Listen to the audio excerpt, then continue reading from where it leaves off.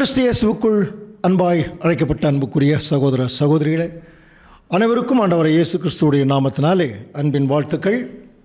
பரலோகத்தின் இரகசியங்கள் என்கிற தலைப்பில் எங்களது இந்த யூடியூப் சேனல் வழியாக மறுபடியுமாக உங்களை தேவனுடைய வசனங்களோடு தொடர்பு கொள்வதில் ரொம்ப சந்தோஷம். அன்புக்குரிய சகோதர சகோதரிகளே, கடந்த வாரத்தில் நாம் என்ன பார்த்தோம்? நரகம் என்கிற ஒரு பாடத்தை கொடுத்து பார்த்தோம் இல்லையா? மறுபடியும் ஞாபகப்படுத்திக்கலாம். பைபிளில் நரகம் இருக்கா அப்படின்னு சொல்லி கவனிச்சின்னா, முதல்ல நரகம் அப்படிங்கிறது நம்ம எந்த அளவுக்கு கிறிஸ்தவ சகோதர சகோதரிகள் விசுவாசிச்சிருக்காங்க என்று சொல்லி கவனிக்கும்போது, பாவம் செய்தவர்களெல்லாம் தேவன் நரகத்தில் போட்டுறார், நல்லது பண்ணவங்களெல்லாம் தேவன் பரலோகத்துக்கு எடுத்துக்கிறார். இதுதான் ஜென்ரலான ஒரு விசுவாசம். இந்த பூமியில் பாவம் செய்யாத மனுஷன் யாருமே இல்லை. அப்போ எல்லாத்தையும் தேவன் நரகத்தில் தான் போடணும். சரி, ஒரு 4 வருஷம் செய்த பாவத்திற்கு 40,000 வருஷம் நரகத்தில் போட்டு நெருப்பிலேயே ஒருத்தனை வாட்டினா அது எப்படி இருக்கும்? ஸோ இந்த கருத்துக்கள் எல்லாம் கடந்த வாரத்தில் பார்த்தோம். அதை தொடர்ந்து நரகம் என்பது பைபிளில் என்னன்னு சொல்லி, வசனங்கள் என்னன்னு சொல்லி எல்லாம் பார்த்தோம். அதில் முக்கியமாக நெருப்பு எரிஞ்சிட்ருக்கோம், புழு அங்கே இருக்கும், அக்கினி அழியாமலும் புழு சாவாமல் இருக்கும் என்கிற ஒரு காரியத்தில் நரகம், எரி நரகம். அப்புறம் இன்னும் சொல்லப்போனால் அக்கினி உள்ள ஒரு நரகம், அப்புறம் நித்திய அக்கினி அப்படின்னு வார்த்தைகள் வந்தது. இதெல்லாம் நம்ம கடந்த வாரத்திலேயே பார்த்தோம். ஆண்டவர் இயேசு கிறிஸ்து சொன்ன அந்த நரகம்னு மொழிபெயர்க்கப்பட்ட இடம் எருசலேம் பட்டணத்தினுடைய இன்னோம் பள்ளத்தாக்கு, குப்பமேட்டு வாசல், குப்பமேடு. அந்த குப்பமேட்டில் இஸ்ரேல் ஜனங்கள் பார்த்தீங்கன்னா அவங்களுடைய குப்பை கூலங்கள் எல்லாம் கொட்டுவாங்க. சிலுவையில் மரணம் அடையக்கூடிய மிக தவறான ஜனங்களை அவர்களுக்கு மரியாதை இல்லாதனால அங்கே கொண்டு போய் அவர்களை அடக்கம் பண்ண மாட்டாங்க, அந்த குப்பையில் வீசிடுவாங்க. ஸோ அவங்களுடைய அந்த ஒரு பிணம் அங்கே ஒரு பக்கம் புழு இருக்கும், நண்டிகிட்டு இருக்கும், இன்னொரு பக்கம் நெருப்பு எரிஞ்சிட்ருக்கும். ஆண்டவர் என்ன சொன்னார்னா, அவருடைய காலத்திலேயே அங்கே இருக்கக்கூடிய அந்த கெஹன்னா அப்படிங்கிற அந்த இடத்துக்கு பேர் கெஹன்னா, இன்னோம் பள்ளத்தாக்கு. அந்த கெஹன்னாவில் இருக்கக்கூடிய அந்த எரியக்கூடிய இடத்த பற்றி பேசுகிறார். நீ 2 கையுடையவனாய் நீ அந்த மாதிரி ஒரு தவறான விஷயத்தை செய்து நீ அப்படிப்பட்ட ஒரு தண்டனைக்குள்ளே போகிறத விட, அந்த யார் உனக்கு இடரல் உண்டாக்குகிறார்களோ அவர்களை நீ கட் பண்ணிவிட்டு நீ ராஜ்யத்திற்குள்ளே போகிறது நல்லது இல்லையான்னு கேட்டார். ஸோ இதை குறித்து இன்னும் டீட்டெயிலாக நிறைய வசனங்கள் இருக்குது. அன்புக்குரிய சகோதர சகோதரிகளே, கவனிங்க. ஒருவேளை இதில் உங்களுக்கு ஏதாவது சந்தேகங்கள் இருந்தால் தயவுசெய்து கமெண்ட்ரியில் நீங்கள் கொடுங்க, எழுதுங்க, இந்த சந்தேகங்கள் எங்களுக்கு இருக்குது அப்படின்னு சொல்லி. ஏன்னா நம்ம யூடியூப்பில் தான் உங்களோட நாங்கள் தொடர்பு கொள்கிறோம். இப்போ நேரடியாக ஒரு கிளாஸ் எடுத்துகிட்டு இருந்தோம்னா அந்த மாதிரி கூட நாங்கள் ஒவ்வொரு ஊரில் நேரடியாக கூட கிளாஸ் எடுப்போம் வாரம்.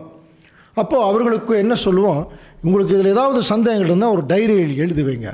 ஒரு 60 சப்ஜெக்ட் முடியும் போது ஒரு நாள் ஃபுல்லாக உட்காந்து என்ன செய்யலாம், அதுக்கு அந்த என்னென்ன சந்தேகங்கள் இருக்கோ அத்தனையும் வேத வசனங்களின் மூலம் நம்ம கிளியர் பண்ணலாம் அப்படின்னு சொல்லுவோம். இப்போ உங்களுக்கும் அதே மாதிரி தான். ஒருவேளை நீங்கள் பர்சனலாக இது குறித்து நீங்கள் கேட்கணுன்னு விரும்பினா, அன்புக்குரிய சகோதர சகோதரர்களே, உங்கள் ஊருக்கே நாங்கள் உங்களுக்கு கிளாரிஃபை பண்ணுவோம். ஆனால் அதுக்கு முன்னால் நீங்கள் 60 சப்ஜெக்ட் 60 பாடங்கள் தொடர்ந்து கேட்கணும். ஒன்று விட்டுட்டு ஒன்றை கேட்காம அப்புறம் அந்த கேட்காததில் ஒரு கேள்வி கேட்டால் அதுக்கு நம்ம பதில் சொல்ல முடியாது. அப்போ நீ எல்லா சப்ஜெக்ட்டுமே கேட்கணும். 60 பாடங்கள் முடியும் போது ஒரு டைரியில் என்னென்னவெல்லாம் சந்தேகங்கள் இருக்கோ ஃபுல்லாக எழுதிருங்க. அது நமக்கு தேவனுக்கு சித்தமாக இருந்தால் நாங்கள் நேரடியாகவே உங்களை தொடர்பு கொண்டு நீங்கள் இருக்கிற இடத்துக்கே நாங்கள் அதை கிளியர் பண்ணுறதுக்கு நாங்கள் தயாராக இருக்கணும். ஸோ இது சத்தியம், இதில் எந்த விதமான காம்ப்ரமைஸு கிடையாது. அதனால் தயவுசெய்து அதை புரிந்து கொள்ளும்படியாக உங்களை அன்புடன் கேட்டுக்கொள்கிறோம். இப்போது கடந்த வாரத்தில் நரகம் பற்றி முடிச்சோன்னே, நரகம் என்ற ஒரு இடம் இருக்கா அப்படின்னா, நான் இன்றைக்கு கிறிஸ்தவ சகோதர சகோதரிகளுக்கு சொல்லி கொடுத்த மாதிரி விசுவாசிக்கிற மாதிரி நரகமெல்லாம் இல்லை. பாவம் செய்தவர்களை தனியாக ஒரு இடத்துல போட்டு பல 1000 வருஷங்கள் நெருப்பில் போட்டு வாட்டுற மாதிரி எந்த இடமும் இல்லை. புரியுதுங்களா?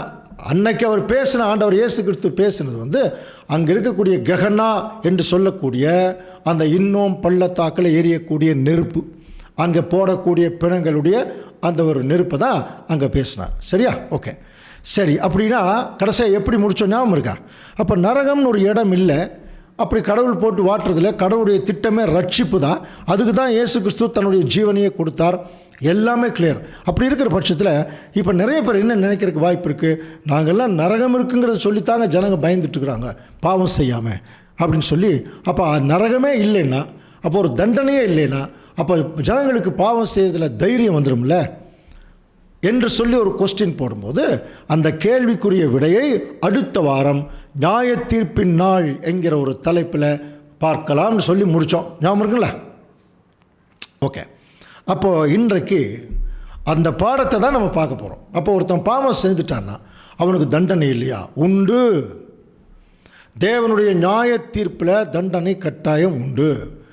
யாருக்கு இருக்கு, என்ன தண்டனை என்பதை குறித்து நம்ம தெரியறதுக்கு முன்பாக இந்த நியாய தீர்ப்பின் நாள் என்கிற ஒரு பாடத்தை குறித்து பார்க்கணும். அதாவது நியாய தீர்ப்புன்னு தனியாக ஒரு விஷயம் இருக்குது. பைபிளில் த ஜட்ஜ்மெண்ட் டே அப்படின்னு ஒரு விஷயம் இருக்குது, நியாய தீர்ப்பின் நாள்.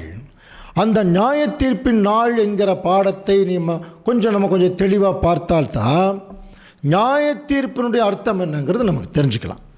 சரியா? ஓகே. இப்போ நம்ம அதனுடைய அடிப்படைக்குள்ளே நம்ம போகலாம். இப்போ ஒரு ஜட்ஜ்மெண்ட் டே அப்படின்னாலே எல்லாருக்கும் ஒரு பயம். இயேசு கிறிஸ்து வந்து என்ன செய்வார், வரிசையாக நிற்க வைப்பார்.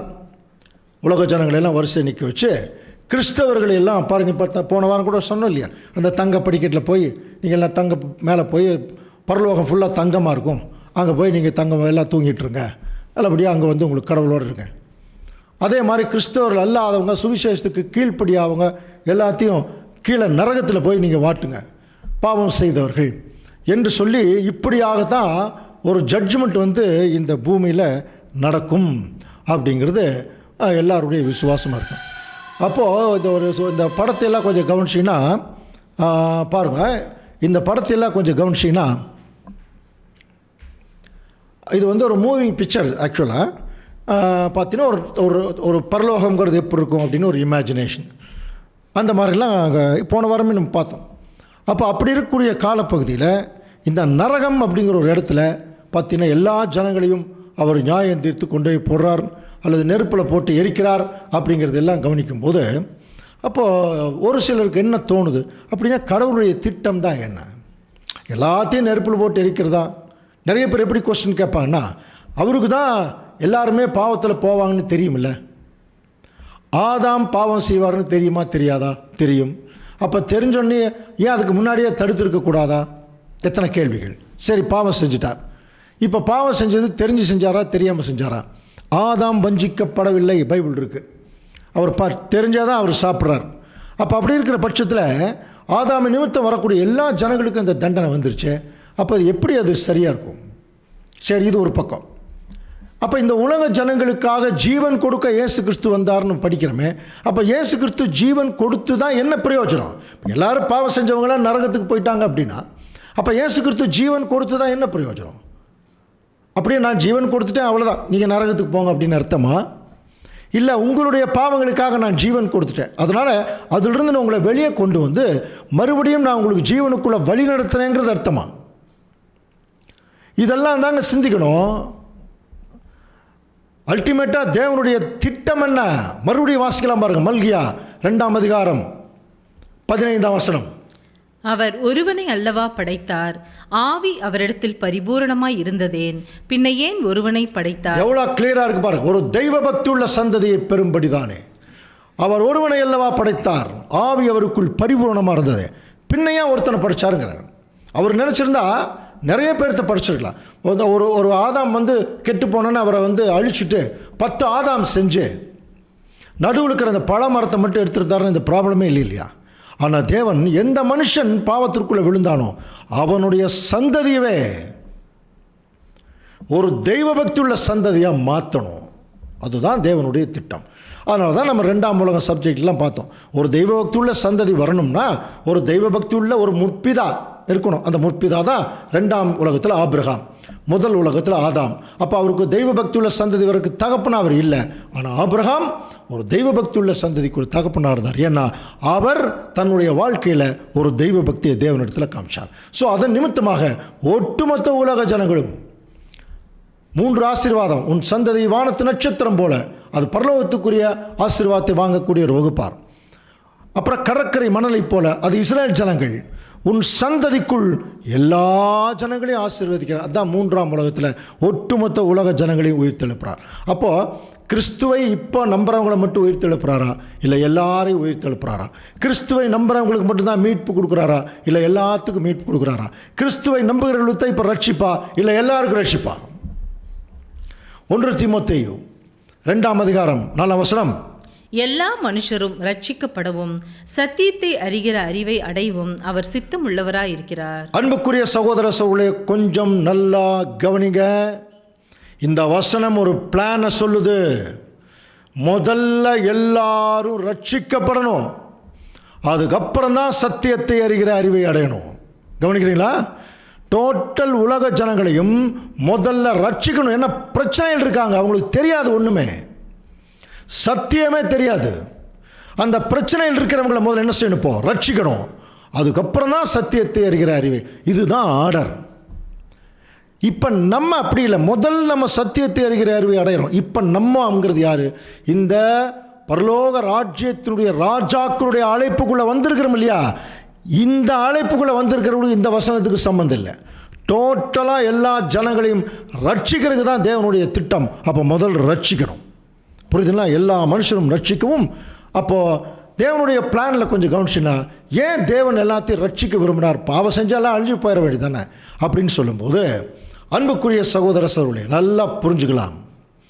இன்னக்கும் தேவனை குறித்த நாலேஜ் நிறைய பேர்த்துக்குள்ள ஒருத்தருக்குமே இல்லை.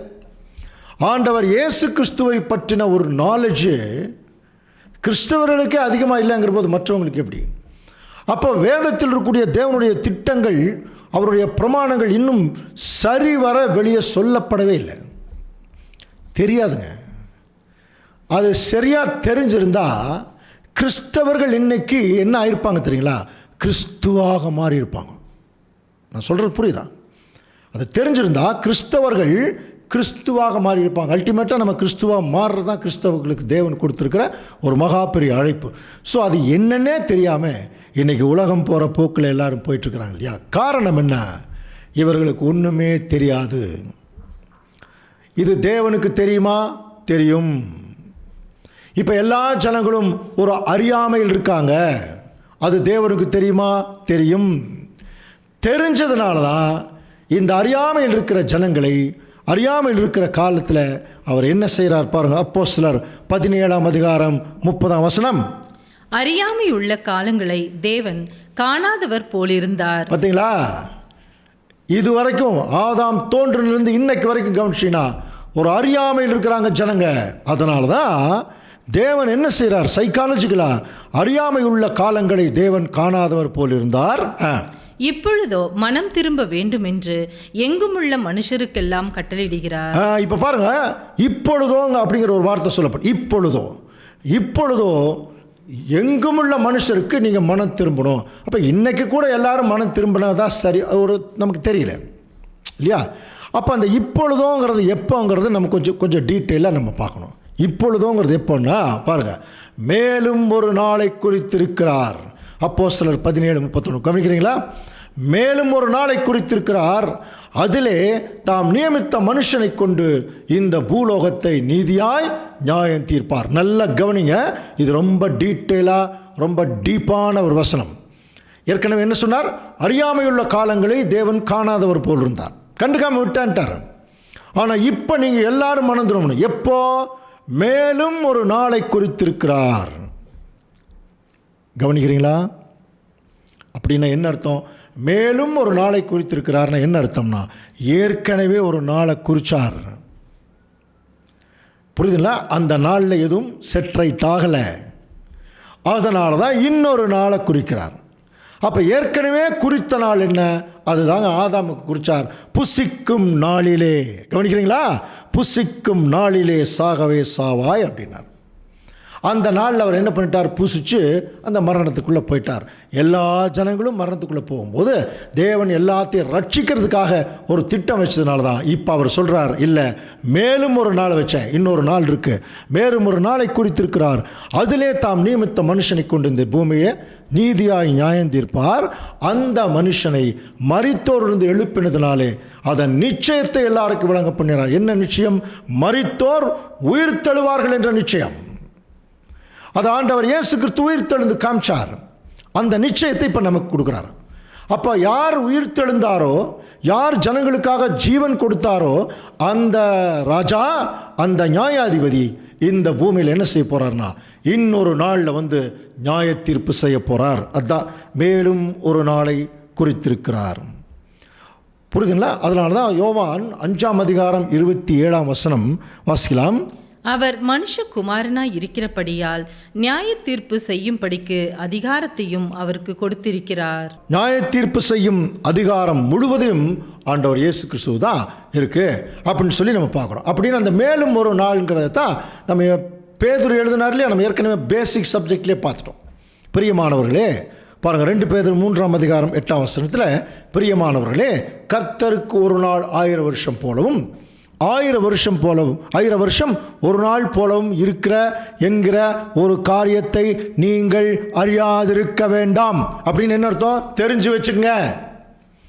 ஆண்டவர் இயேசு கிறிஸ்துவுக்கு ஒரு நாளுங்கிறது 1000 வருஷம் மாதிரி, 1000 வருஷங்கிறது ஒரு நாள் மாதிரி தெரிஞ்சு வச்சுங்க சொல்கிறார். புரியுதுங்களா?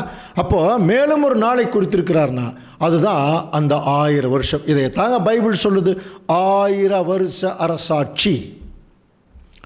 இதெல்லாம் ஒரு 10-15 வருஷங்களுக்கு முன்னால் இந்த 1000 வருஷ அரசாட்சிங்கிற வார்த்தையே கிறிஸ்தவர்கள் மத்தியில் வரல. இப்போனா ஏதோ ஒரு சிலர் இந்த வசனங்களை படிக்கிறதுனால உச்சரிக்கிறாங்க. ஆண்டவர் இயேசு கிறிஸ்துடைய 1000 வருஷ அரசாட்சி.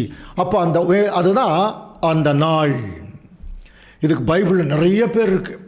நியாய தீர்ப்பின் நாள், கர்த்தருடைய நாள், மப்பும் மந்தாரமான நாள், புரியுதுங்களா? நீதியை சரிக்கட்டும் நாள், தேவனுடைய நாள், நிறைய அது இதெல்லாமே ஆண்டவர் இயேசு கிறிஸ்துடைய ராஜ்யத்தை சொல்கிறார். அந்த ராஜ்யம்ங்கிறது ஒரு நாள், அதுதான் மேலும் ஒரு நாளை குறித்திருக்கிறார். அங்கே ஆண்டவர் இயேசு கிறிஸ்துவை கொண்டு இந்த பூமியை அவர் நியாயம் தீர்க்க போகிறார்.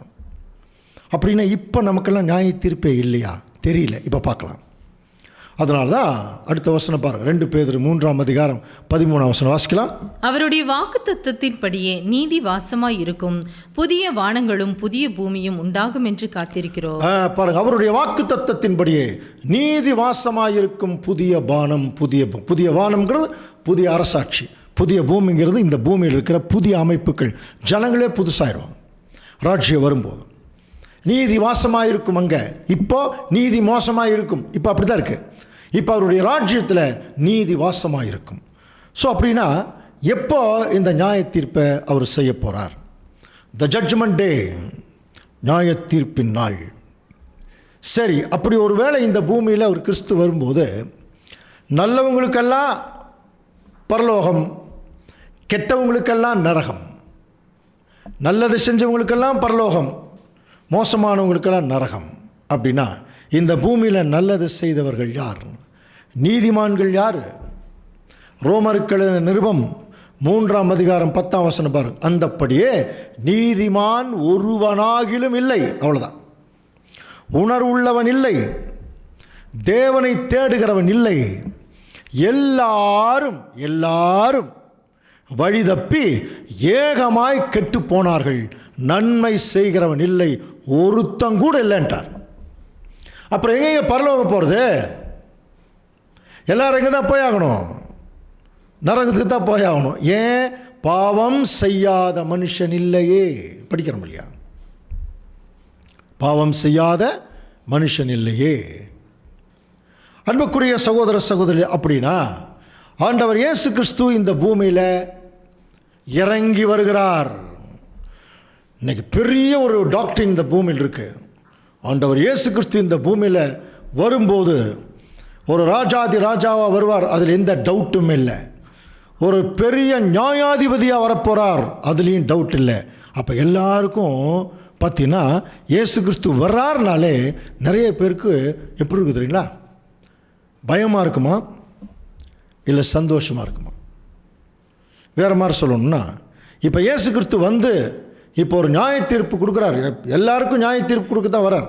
அப்போ ஒரு நியாய தீர்ப்பு கொடுக்க வரும் பொழுது இங்கே உலகத்தில் இருக்கிற ஜனங்களுக்காகட்டும், சரி உலகத்தில் இருக்கிற ஜனங்களை விட்டுருங்க, கிறிஸ்தவர்களாகிய நம்மகிட்டே நம்ம எடுத்துக்கலாம். இப்போ இயேசு கிறிஸ்து வந்து நம்ம ஒவ்வொருத்தராக இண்டிவிஜுவலாக நியாயம் தீர்க்க போகிறக்கு வர்றாருன்னு வச்சுங்களேன். இப்போ இந்த நியாய தீர்ப்பு பயமாக இருக்குமா சந்தோஷமாக இருக்குமா? நீங்களே சொல்லுங்க, எப்படி இருக்கும்? பயமாக இருக்கு இல்லையா? பாருங்கள், அப்போ நியாய தீர்ப்பு வருது. ஏன் அப்படின்னா, எங்கே நம்ம செஞ்ச பாவத்தில் வெளியே சொல்லிடுவாரோ, எங்கே நம்ம செஞ்ச தப்பையெல்லாம் வெளியே சொல்லி ஒரு தண்டனை கொடுத்துருவாரோ, இந்த சிந்தனையிலே தான் அநேக கிறிஸ்தவர்கள் இருப்பாங்க. ஒரு சிலர் அதுக்குரிய சிந்தனையில் இல்லை. கிறிஸ்து வருவாருங்கிற விசுவாசம் கூட இல்லை. சரி வந்தாருன்னா எப்போ வந்துட்டு போகிறார் அப்படிங்கிற மாதிரிலாம் திங்க் பண்ணிக்கிறாங்க.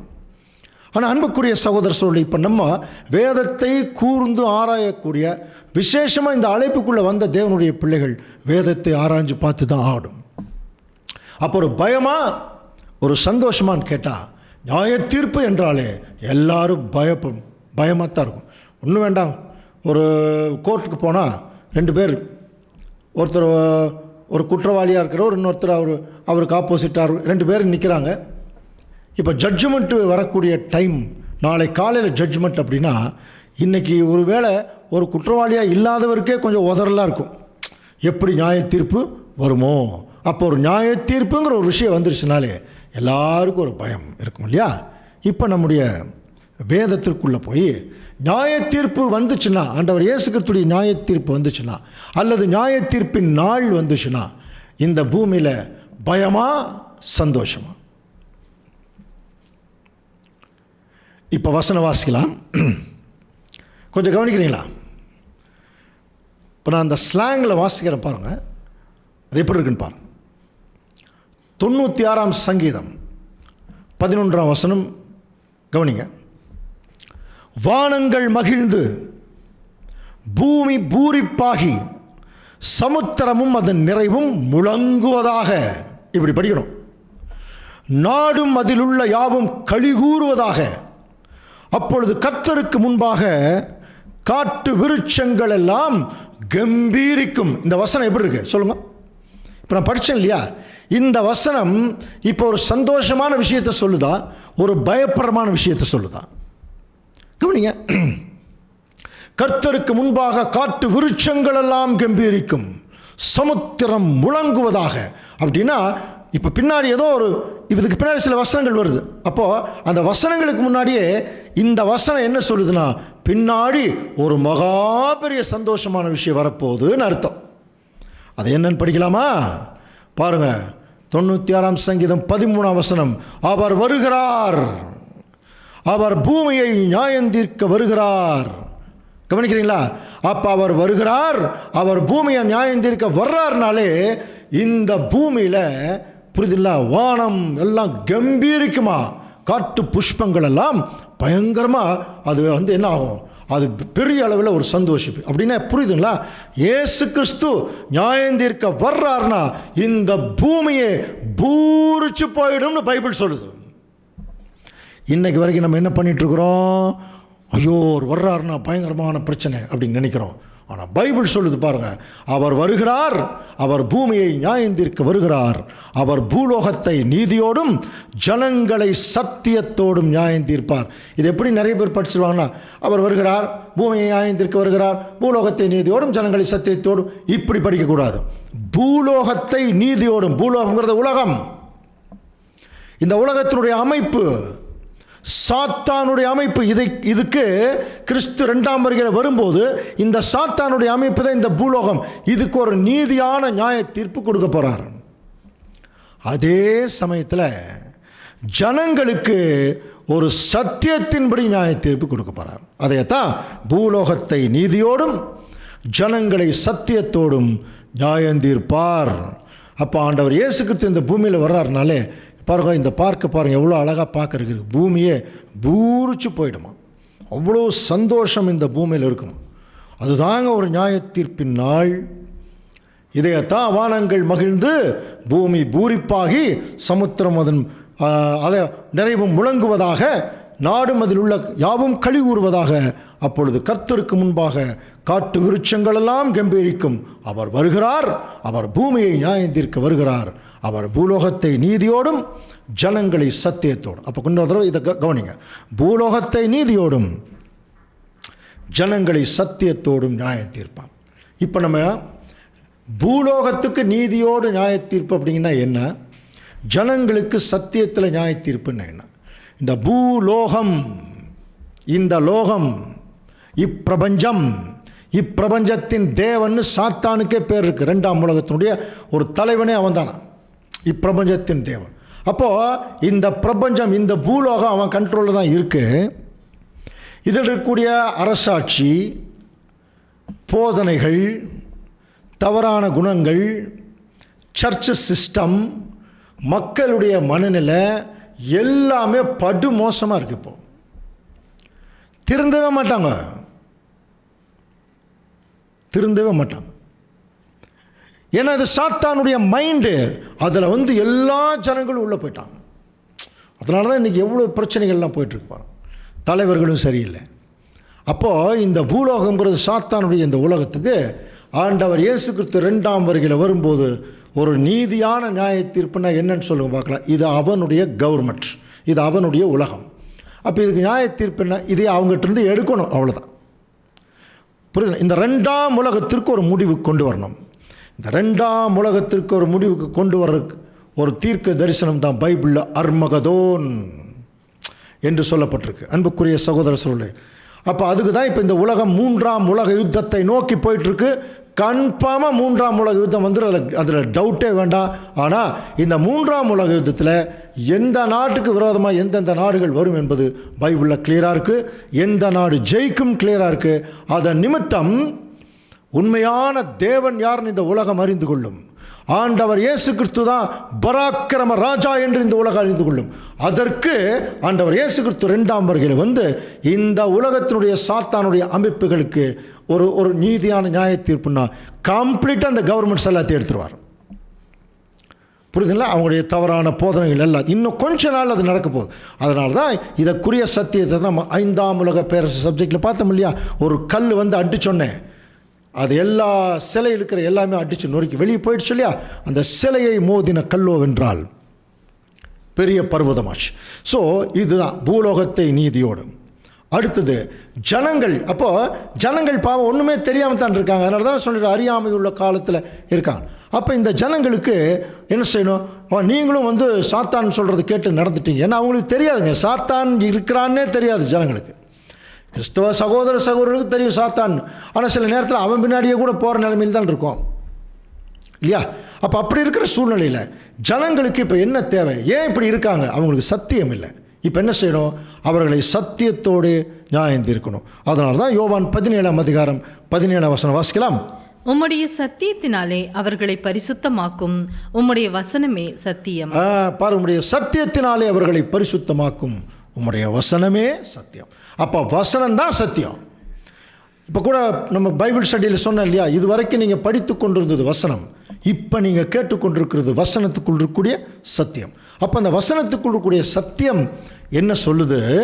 தேவன் இப்போ என்ன செய்ய போகிறார் பாருங்கள். யோவான் 3ஆம் அதிகாரம் 17ஆம் வசனத்தில், உலகத்தை ஆக்கினைக்குள்ளாக தீர்க்கும்படி தேவன் தம்முடைய குமாரனை அனுப்பாமல் அவராலே உலகம் ரட்சிக்கப்படுவதற்கு தான் அவர் உலகத்தை தன்னுடைய குமாரனை அனுப்பினார். அப்போது இந்த உலகம் இந்த பாவத்திலிருந்து, மரணத்திலிருந்து, தவறான குணலட்சணத்திலிருந்து ஆண்டவர் இயேசு கிறிஸ்து வந்ததே இவைகளிலிருந்து இந்த உலகத்தினா இந்த காடு மாடு மேடு மலை அல்ல, தன்னுடைய சாயலாக படைக்கப்பட்ட மனுஷ ஜென்மங்கள், இவர்களை மறுபடியும் தன்னுடைய சாயலுக்கே கொண்டு வரணும். அதுக்கு ஆண்டவர் இயேசு கிறிஸ்து 2ஆம் வருகையில் ஒரு ராஜரீகம் பண்ணணும். அதனால தான் 96ஆம் சங்கீதம் 10ஆம் வசனம் வாசிக்கலாம். கர்த்தர் ராஜரீகம் பண்ணுகிறார், ஆகையால் பூச்சக்கரம் அசையாதபடி உறுதிப்பட்டிருக்கும். அவர் ஜனங்களை நிதானமாய் நியாயம் தீர்ப்பார் என்று ஜாதிகளுக்குள்ளே சொல்லுகிறார். பாருங்க, வந்தொன்னே எடுத்தேன் கவிழ்த்தேன் அப்படின்னா ஆண்டவர் இயேசு கிறிஸ்து நியாயம் தீர்க்க போறதில்ல. ஜனங்கள் அறியாமையில் இருக்கிறாங்க, அவர்களுக்கு என்ன செய்யணும்? நிதானமாக நியாயம் தீர்க்கணும்.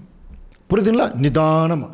அதனால தான் போன வாரம் சொன்னேன், ஒவ்வொருத்தரையாக கூப்பிட்டு நியாயம் தீர்க்கும்போது ஒருத்தனை போய் என்னை பற்றி உனக்கு தெரியுமா ஆண்டவர் கேட்கும்போது, தெரியாத ஆண்டவரே, உங்களுக்கு நீங்கள் பிறக்கிறதுக்கு முன்னாடியே நான் பிறந்துட்டேன், அதனால் உங்களை பற்றி தெரியாதுங்க போது அதெல்லாம் முடியாது, நீ நரகத்துக்கு போன்னு சொல்லுவாரா? ஒருவேளை அவன் தெரிஞ்சிருந்தா கிறிஸ்துவுடைய வழியில் வந்திருப்பான் இல்லையா? அப்போ தெரியலங்கிற போது அவனுக்கு இப்போ என்ன கொடுக்கணும்? இப்போ நீங்களே சொல்லுங்கள், என்ன கொடுக்கணும்? ஒரு சான்ஸ் கொடுக்கணுமா இல்லையா? அப்படி கொடுக்குறவர் தான் ஒரு நியாயாதிபதியாக இருக்க முடியும். நம்முடைய ஆண்டவர் இயேசு கிறிஸ்து அதை தாங்க செய்ய போகிறார். எல்லாருக்கும் சான்ஸ் கொடுக்க போகிறார். அறிந்தவர்கள் அறியாதவர்கள், புரிந்தவர்கள் புரியாதவர்கள் இல்லையா, குழம்பினவர்கள் குழம்பாதவர்கள், எல்லாத்துக்குமே இப்போ என்ன செய்ய போகிறார்? சரியான ஒரு நியாய தீர்ப்புன்னு என்ன அர்த்தம்னா, அவர்களுக்கு முதல்ல எது நியாயம்னு தெரியணும். இன்னைக்கு வரைக்கும் தெரியல. இன்னைக்கு வரைக்கும் தெரியல. கவனிக்கிறீங்களா? நியாயங்கிறதே என்ன போச்சு தெரியுங்களா? ஒரு கேலி கூத்து மாதிரி ஆயிடுச்சு. அந்த மதுபானத்தில், அந்த பாட்டிலில் குடியை கெடுக்கும், குடித்தால் அவன் என்ன ஆயிடுவான்? கேன்சர் சாவான் எல்லாம் போட்டுட்டு அதையவே குடிக்கிறான்.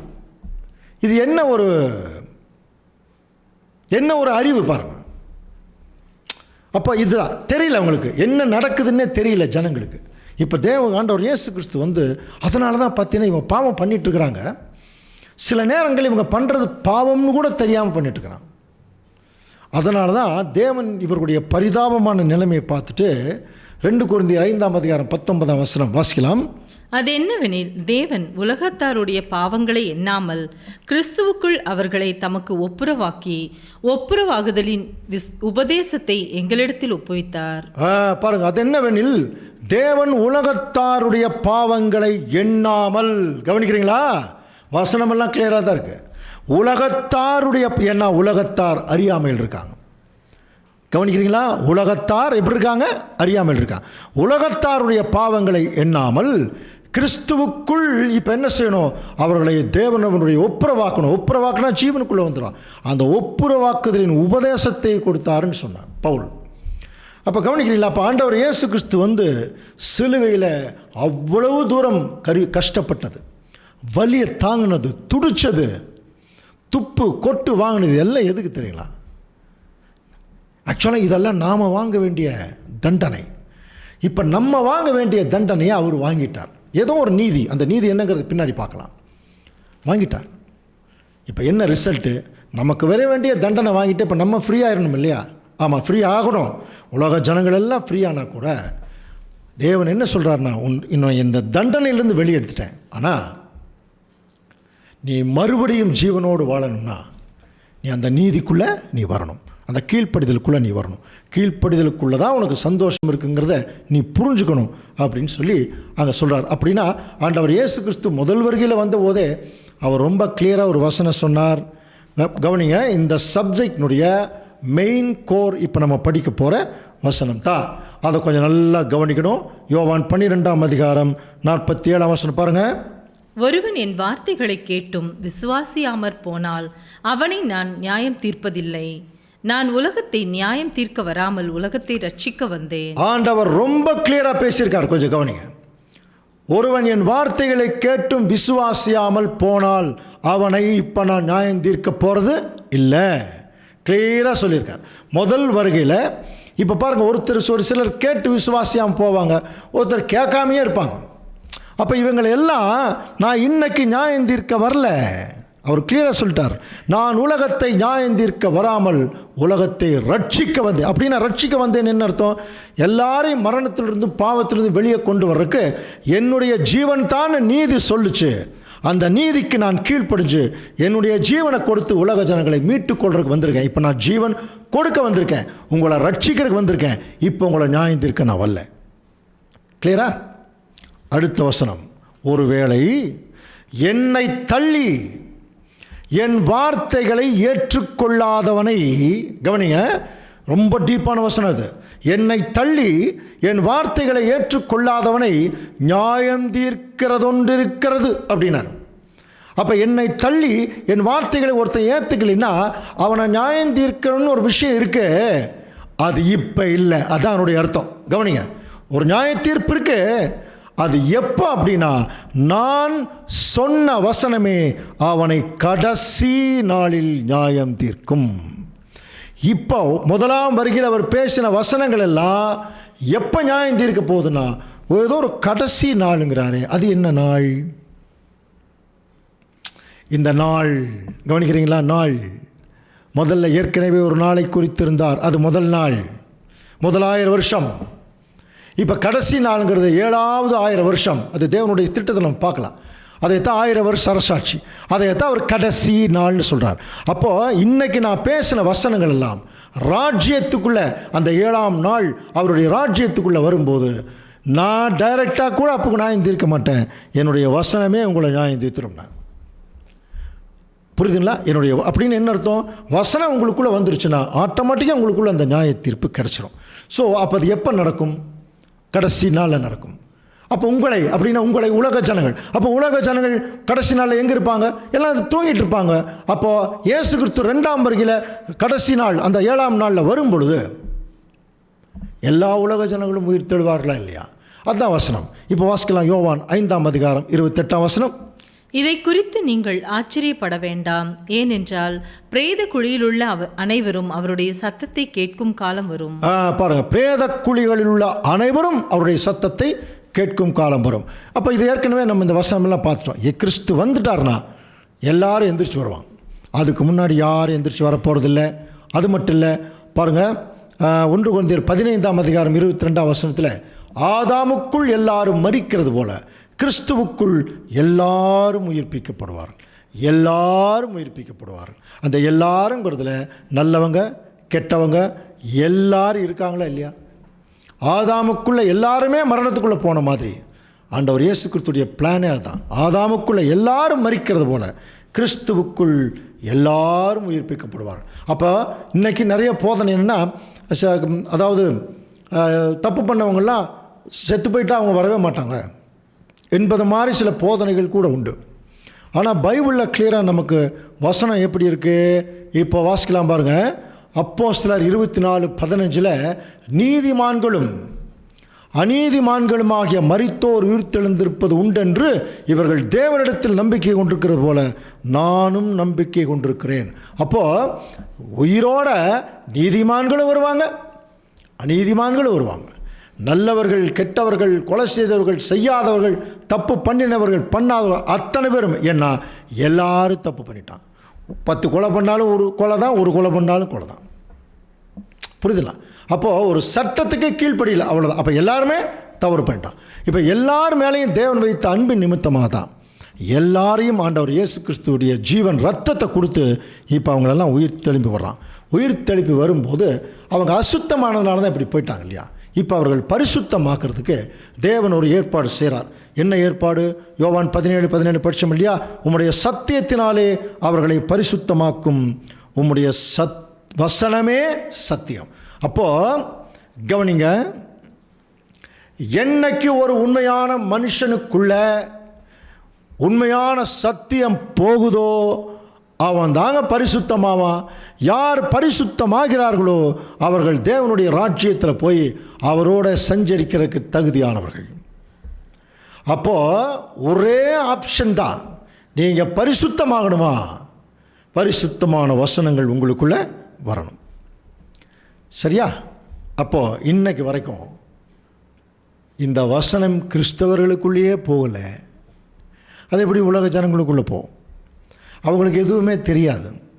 சரி, நமக்கு மட்டும் எல்லாம் தெரிஞ்சிருச்சா? நமக்கு ஒன்றும் தெரியாதுங்க. நம்மளும் சரியாக படிக்கிறது இல்லைங்க. பைபிளை சுகபோக பொருள் மாதிரி வச்சுருக்கோம் இல்லையா? ஞாயிற்றுக்கிழமை அப்படியே பைபிள் கொண்டு போய் ஒரு சின்ன 2-3 வசனம் அப்படியே படிச்சுட்டு வந்து செல்ஃபில் கடாசினம்னா அடுத்த ஞாயிற்றுக்கிழமை அதை எடுப்போம். அப்புறம் பைபிளுக்கு மரியாதையே கிடையாதுங்க. எல்லாம் சில பேர்லாம் பார்த்தீங்கன்னா கையில் பைபிள் வச்சுட்டு போவாங்க. கேட்டால் நாங்கள் கிறிஸ்தவர்கள்னு. கறி வாங்கி இப்படி காமிச்சிட்டு போகிறோமா, இப்படி கையில் வச்சுட்டு போகிறோமா? என்ன பண்ணுறோம்? பிளாஸ்டிக் பையில் வச்சு அது ஒரு ஒயர் கூடையில் வச்சு எவ்வளோ பாதுகாப்பாக கொண்டு வரோம் இல்லையா? ஒரு வேளை செரிக்கக்கூடிய அந்த மாமிசத்துக்கு அவ்வளோ மரியாதை, ஆனால் பைபிளுக்கு எவ்வளோ மரியாதைன்னு தெரில. எப்படிங்க பரிசுத்தமாக முடியும்? எவ்வளவு பரிசுத்தமான வசனங்கள் உள்ளே போனால் தானே பரிசுத்தமாக முடியும். இப்போ நம்முடைய நிலைமை என்னென்னா, மூடி வச்ச பாட்டில் மாதிரி. எவ்வளவுதான் வேத வசனங்கள் என்கிற தண்ணி ஊற்றினாலும் அந்த மூடியை திறந்தால் தானே உள்ளே போகும். மூடி போட்டு மூடப்பட்டிருக்கிற நிலைமையில் தான் நம்ம இருந்துட்டுருக்குறோம். தண்ணியெல்லாம் எங்கே ஆகிட்டுருக்கு? அது அப்படியே வேஸ்ட்டாக போயிட்டுருக்கு. அப்போ உள்ள பரிசுத்தம்ங்கிறதே வராது. அப்போ டோட்டல் உலக ஜனங்களும் சத்தியம் என்னன்னு தெரியல, நியாயம் என்னன்னு தெரியல, உண்மை என்னன்னு தெரியல, புரிதுங்களா? நல்ல கேரக்டரே என்னன்னு தெரியாமல் உலக ஜனங்கள் இன்றைக்கி வாழ்ந்துட்டுருக்குறாங்க. இப்படிப்பட்ட ஜனங்களை ஆண்டவர் இயேசு கிறிஸ்து வந்தோன்னா அடித்து நொறுக்கிடுவாரா, இல்லை நெருப்பில் போட்டு வாட்டிடுவாரா? இதுதான் அவருடைய நியாய தீர்ப்பா?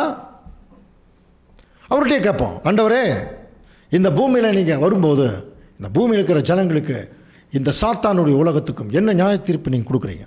வாசிக்கலாம் பாருங்கள். ஏசாயா 11ஆம் அதிகாரம். ஏசாயா 11ஆம் அதிகாரம் படித்தாலே ஒரு அருமையான வசனம் ஞாபகத்துக்கு வரும். ஈசாயின் அடிமரத்திலிருந்து ஒரு கிளை எழும்பி செழிக்கும் அப்படின்னு ஆரம்பிக்கும். எப்படி வானங்கள் மகிழ்ந்து பூமி பூரிப்பாகின்னு படிக்கிறோம் இல்லையா, அந்த மாதிரி ஈசாய்ங்கிறது தாவீதுடைய அப்பா. தாவீதுடைய சிங்காசனத்தில் இயேசு கிறிஸ்து உட்காருவார்னு சொன்னார். அது தனியாக ஒரு சப்ஜெக்டே இருக்குது. ஏன் தாவீதுடைய சிங்காசனத்தில் இயேசு கிறிஸ்து உட்காருவார், அது பின்னாடி பார்க்கலாம். பட் அந்த ஒரு உருவகம் அங்கே சொல்லப்பட்டிருக்கு. இப்போ அவர் இந்த பூமியில் ராஜாவாக வரும்போது எப்படி நியாயம் தீர்க்கிறார் பாருங்கள். ஏசாயா 11ஆம் அதிகாரம் 3ஆம் வசனம். கர்த்தருக்கு பயப்படுதல் அவருக்கு உகந்த வாசனையாய் இருக்கும். அவர் தமது கண் கண்டபடி நியாயம் தீர்க்காமலும் தமது காது கேட்டபடி தீர்ப்பு செய்யாமலும். அப்போ பாருங்க, இயேசு கிறிஸ்து 2ஆம் வருகையில் வரும்போது தமது கண் கண்டபடி நியாயம் தீர்க்கிறது இல்லை, காது கேட்டபடி இஷ்டத்துக்கெல்லாம் அவர் தீர்ப்பு சொல்கிறது இல்லை. ஆனால் அடுத்த வசனம் பாருங்க, நீதியின்படி ஏழைகளை நியாயம் விசாரித்து. அப்படின்னா புரியுதா? யதார்த்தத்தின்படி பூமியில் உள்ள சிறுமையானவர்களுக்கு தீர்ப்பு செய்து. அப்போ வரிசையில் ஒரு வேளை நிற்க வச்சே வரான்னு வச்சுங்க, ஆண்டவரே நான் உண்மையாலுமே நான் இந்த உலகத்தில் வாழ்ந்து போது எனக்கு சாப்பாட்டுக்கு வழி இல்லாமல் வாழ்ந்துட்டேன், நீங்கள் போஸ்ட் அடிச்சு ஓட்டுறதுலாம் எனக்கு தெரியாது அப்படிங்கிற போது என்ன சொல்லுவார்? சரிப்பா, இப்போ நீ தெரிஞ்சுக்கோ, உனக்காக ஜீவன் கொடுத்து நான் தான் தெரிஞ்சுக்கோ, உன் மேலே அன்பு வச்சுக்கிறது நான் தான் தெரிஞ்சுக்கோ அப்படின்னு சொல்லும்போது அவன் எவ்வளோ அன்போடு வருவான் பார். மாவீரன் அலெக்சாண்டர்கிட்ட அவன் வரும்போது உனக்கு என்னை பற்றி உனக்கு தெரியாதா ஆண்டவரே? சரி, இப்போ தெரிஞ்சுக்கோ. அப்போ இயேசு கிறிஸ்துவை பற்றி தெரியாமையே அவர் வாழ்வதற்கு முன்பாக எத்தனை கோடி ஜனங்கள் வாழ்ந்துருக்கிறாங்க. அவங்களுக்கெல்லாம் ஆண்டவரை பற்றியே தெரியாது. ஆனால் ஆண்டவரை பற்றி தெரிஞ்சால் மட்டும்தான் ஜீவன் பைபிள் சொல்லுது. அப்போ அவங்களுக்கு அந்த சான்ஸ் கொடுக்கணுமா இல்லையா? அதுதான் இங்கே செய்கிறார். நீதியின்படி ஏழைகளை நியாயம் விசாரித்து யதார்த்தத்தின்படி பூமியில் சிறுமையானவர்களுக்கு அவர் தீர்ப்பு செய்கிறார். இது ஜனங்களுக்கு. அடுத்தது, பூமியை தமது வாக்கின் கோலால் அடித்து தமது வாயின் சுவாசத்தால் துன்மார்க்கரை சங்கரிப்பார். இது என்ன? சாத்தானுடைய இந்த அமைப்புகள் அவன் பின்னாடி போகக்கூடிய விஷயம். இது எல்லாத்தையும் பாருங்கள், கிறிஸ்து வரும்போது 2 விஷயத்தை செய்கிறார். சாத்தானுடைய அமைப்புகளை வெளியே தள்ளுறார், அதே சமயத்தில் அவனுக்கு கீழே அறியாமல் இருந்த ஜனங்களை இப்போ என்ன செய்கிறார்னா ஒரு நல்ல நியாய தீர்ப்புக்குள்ளே கொண்டு வர. சரி, அப்படி என்ன தான் செய்ய போகிறார் என்று சொல்லி கவனிக்கும் போது முதல்ல எல்லாத்தையும் உயிர் தெழுப்புறார். கொஞ்சம் வாசிக்கலாம் பாருங்கள். வெளிப்படுத்தல் 20:13. சமுத்திரம் தன்னிலுள்ள மரித்தோரை ஒப்புவித்தது, மரணமும் பாதாளமும் தாங்களிலுள்ள மரித்தோரை ஒப்புவித்தது. இது ஜென்ரலாக உயிர் தெழுதலினுடைய நேச்சர். இது எப்படி சொல்லலாம்? இது கொஞ்சம் டீப்பாக போக வேண்டாம், நம்ம கொஞ்சம் மேலோட்டமாக பார்த்தா கூட சமுத்திரம் தன்னில் உள்ள மரித்தோரை ஒப்புவித்தது. சமுத்திரம்ங்கிறது கடலில் போனவங்க வந்துடுவாங்க, ரொம்ப சிம்பிளாக புரிஞ்சுக்கலாம். அதே மாதிரி பாதாளம், ஏற்கனவே பார்த்தோம் இல்லையா, நரகத்துக்கு பாதாளம் தான் பேர். பாதாளம் கீழே புதைக்கப்பட்டவங்க எல்லாருமே வந்துடுவாங்க. இப்போ அடுத்த வசனம் கொஞ்சம் கவனி. யாவரும் தங்கள் தங்கள் கிரியைகளின்படி நியாய தீர்ப்பு அடைந்தார்கள்னு படிக்கிறோம். கவனிக்கிறீங்களா? அப்போ உயிர்த்தெழுந்து வந்ததுக்கப்புறம் ஒரு நியாய தீர்ப்பு அடைகிறாங்களாம். இப்போ கேள்வி என்னென்னா, ஏற்கனவே இவங்க செய்த பாவத்துக்கு நியாய தீர்ப்பு அடைகிறாங்களா, இல்லை உயிர்த்தெழுந்து வந்ததுக்கப்புறம் இவங்க ஏதோ ஒரு விஷயத்தை செய்ய போகிற விஷயத்துக்காக நியாய தீர்ப்பு அடைகிறாங்களா? இது ஒரு கேள்வி இருக்கு இல்லையா? இதை கொஞ்சம் கிளியராக நமக்கு புரியணும். அது புரியணும்னா இந்த நியாய தீர்ப்பில் ஒரு முக்கியமான விஷயம் நடக்குது பாருங்கள். அதே வெளிப்படுத்தல் 20ஆம் அதிகாரம் 12ஆம் வசனம் வாசிக்கலாம். மரித்தோராகிய சிறியோரையும் பெரியோரையும் தேவனுக்கு முன்பாக நிற்க கண்டேன். இதுதான் போன வசனத்தில் பார்த்தோம் இல்லையா? மரணமும் பாதாளமும் தங்கள் உள்ளவைகளை ஒப்புவித்து. அப்போ மரித்தோர் எல்லாருமே தேவனுக்கு முன்பாக நிற்கிறாங்க. ஓகே, அடுத்தது, அப்பொழுது புஸ்தகங்கள் திறக்கப்பட்டன. இதுதாங்க ரொம்ப முக்கியமான விஷயம். பாருங்க, ஒட்டுமொத்த உலக ஜனங்களும் உயிர்த்தெழுந்து அவர் முன்னாடி, தேவன் முன்னாடி நிற்கும் போது புஸ்தகங்கள் திறக்கப்பட்டன அப்படின்னு ஒரு வார்த்தை இருக்கு இல்லையா? இதுதான் கேள்வி. இந்த புஸ்தகங்கள்ங்கிறது என்னன்னு தெரிஞ்சுக்கணும்னா என்னுடைய கருத்து முதல் புரியணும். அப்படின்னா இந்த ஜனங்கள் உயிர்த்தெழுந்து வர்ற வரைக்கும் இவர்களுக்கு புஸ்தகங்கள் எப்படி இருந்திருக்கு? மூடப்பட்டன, மூடி இருந்திருக்கு. உயிர்த்தெழுந்து வந்ததுக்கப்புறம் தான் இவர்களுக்கு புஸ்தகங்கள் திறக்கப்படுது. புஸ்தகங்கள் அப்படிங்கிறதுனுடைய கிரீக் வேர்டு என்ன தெரியுமா? பிப்ளோஸ். இந்த பிப்ளோஸ்லேருந்து வெளியே வந்தது தான் பைபிள். இந்த பைபிள்ங்கிறதே கலெக்ஷன் ஆஃப் புக்ஸ்ன்னு அர்த்தம். புரியுதுங்களா? ஒரு புஸ்தகம் அல்ல, 66 புஸ்தகங்கள். அப்படின்னா என்ன புரிஞ்சுக்கலாம்? இந்த 66 புஸ்தகம் இன்னைக்கு வரைக்கும் இந்த உலக ஜனங்களுக்கு திறக்கப்படவே இல்லை, அது மூடப்பட்டிருக்கு. அப்படின்னு என்ன அர்த்தம்? எல்லாம் ஆதியாகமம் படிக்கல, ஆமோஸ் தீர்க்க தரிசனம் படிக்கலன்னு அர்த்தம் இல்லை. இதுக்குள்ளே என்ன இருக்குன்னா தெய்வ திட்டம், தேவனுடைய அன்பு, தேவனுடைய பிரமாணம், தேவனுடைய ராஜ்யத்தின் ரகசியங்கள் எல்லாம் அதில் தான் இருக்குது. இன்னைக்கு வரைக்கும் யாருக்குமே தெரியல என்ன அர்த்தம். இந்த புஸ்தகம் என்ன பண்ணப்பட்டிருக்கு? உலக ஜனங்களுக்கு மூடப்பட்டிருக்கு. அப்போ அவர்கள் உயிர்த்தெழுந்து வரும்போது எல்லா ஜனங்களுக்கும் இந்த புஸ்தகத்தை ஓப்பன் பண்ணுவார்னு என்ன அர்த்தம்? தேவனுடைய திட்டம், தேவனுடைய அன்பு அவர்களுக்கு அங்கே ஓப்பனாக அங்கே சொல்லப்படும். எல்லாருக்கும் தெரியுமா? அதுக்கு அடுத்து பாருங்கள், ஜீவ புஸ்தகம் என்னும் வேறொரு புஸ்தகம் திறக்கப்பட்டது. அப்பொழுது அந்த புஸ்தகங்களின் படி எழுதப்பட்டவைகளின் படியே மரித்தோர் தங்கள் கிரியைகளுக்கு தக்க. அப்போ தான் ஜீவ புஸ்தகமே திறக்கிறாரு. அப்போ அதில் என்ன சொல்லப்பட்டிருக்கோ அது யார் செய்கிறாங்களோ அப்படின்னு என்ன அர்த்தம்? ஏற்கனவே உயிரோடு இருந்தபோது செய்த கிரியைகளுக்கு இவருடைய ராஜ்யத்தில் நியாய தீர்ப்பு இல்லை. உயிர்த்தெழுந்து வந்ததுக்கப்புறம் அங்கே செய்யக்கூடிய கிரியைகளுக்கு தான் அங்கே நியாய தீர்ப்பு கொடுக்குறார். ஏன் அப்படின்னா அங்கே தான் புஸ்தகங்கள் திறக்கப்பட்டன. கவனிங்க, இப்போ ஒரு விஷயம் நல்லா புரிஞ்சுக்கணும். நமக்கு எது சரி எது தவறு என்று நமக்கு எடுத்துக்கலாம். அப்படிங்கிறத தெரிஞ்சுக்கிறதுக்கு நமக்குரிய ஒரே சட்ட புஸ்தகம் எது? நமக்கு எது பிரதர் சட்ட புஸ்தகம்? இதுதான் நமக்கு சட்ட புஸ்தகம். இதில் தான் எல்லா தர்ம நியாயங்கள் சட்டங்கள் இருக்கு. கவனிங்க, இந்த சட்ட புஸ்தகம் நமக்கு திறந்திருக்குதா மூடி இருக்குதா? நமக்கு இவ்வளோ நேரம் இப்போ ஒரு 10 சப்ஜெக்ட் பார்த்தீங்க இல்லையா? சுருக்கமாக தேவனுடைய திட்டம் நம்ம தெரிஞ்சுக்கிட்டோம். முதல் உலகம், 2ஆம் உலகம், 3ஆம் உலகம், 3 வழிகள் இல்லை தெரிஞ்சுட்டோம் இல்லையா? இப்போ நமக்கு இது கொஞ்சம் ஓப்பன் ஆகிருக்கு. கவனிங்க, அப்போது இந்த சட்ட புஸ்தகம் நமக்கு திறந்திருக்கு, உலக ஜனங்களுக்கு மூடி இருக்கு. நமக்கு திறந்திருக்கிறதுனால தான் மத்தேயு 13ஆம் அதிகாரம் 16ஆம் வசனத்தில் உங்கள் கண்கள் காண்கிறதுனாலும் உங்கள் காதுகள் கேட்கிறதுனாலும் அவைகள் பாக்கியமுள்ளவைகள் அப்படின்னு சொன்னார். அப்படின்னா இந்த உலகத்திற்கு இதே சட்ட புஸ்தகம் திறந்திருக்கா மூடி இருக்கா என்று சொல்லி கவனிக்கும்போது இந்த உலகத்திற்கு இந்த புஸ்தகங்கள் மூடப்பட்டிருக்கிறது. இன்னும் ஓப்பனே ஆகலை.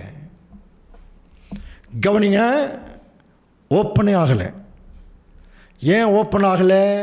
அதை ஓப்பன் பண்ணவே விடலையா ஒருத்தன், சைத்தான். 2 கொரிந்தியர் 4ஆம் அதிகாரம் 4ஆம் வசனம் வாசிக்கலாம். தேவனுடைய சாயலாய் இருக்கிற கிறிஸ்துவின் மகிமையான சுவிசேஷத்தின் ஒளி அவ்விசுவாசிகளாகிய அவர்களுக்கு பிரகாசமாய் இராதபடிக்கு இப்பிரபஞ்சத்தின் தேவனானவன் அவர்களுடைய மனதை குருடாக்கினார். பார்த்தீங்களா? தேவனுடைய சாயலாய் இருக்கிற ஆண்டவர் இயேசு கிறிஸ்துடைய மகிமையான சுவிசேஷத்தின் அந்த அறிவு ஒளி இருக்குல்ல, அந்த ஒளி நம்ம பிரகாசமாக இராதபடிக்கு இப்பிரபஞ்சத்தின் தேவன் சாத்தான் எல்லாருடைய மனசையும் குருடாக்கிட்டான. கவனிங்க, அறிவை இல்லை. அறிவு இருக்கிறனால தான் எல்லாம் டாக்டராகவும் என்ஜினியராகவும் ஆகிறாங்க. மனசை குருடாக்கிட்டான். என்ன அர்த்தம்? இங்கிலீஷில் பிளைண்ட்னஸ், குருட்டுத்தன்மை. என்ன படித்தாலும் உங்களுக்கு தலையிலேயே ஏறாது.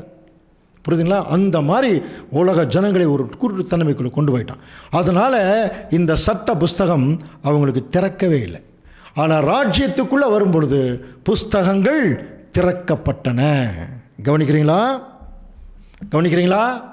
இப்போ சொல்லுங்க, எந்த இடத்துல சட்ட புஸ்தகம் திறக்கப்பட்டிருக்குதோ, எங்க சட்ட திட்டங்கள் நியாயங்கள் சொல்லப்படுகிறதோ அங்கதாங்க நியாய தீர்ப்பு இருக்கும். கவனிக்கிறீங்களா?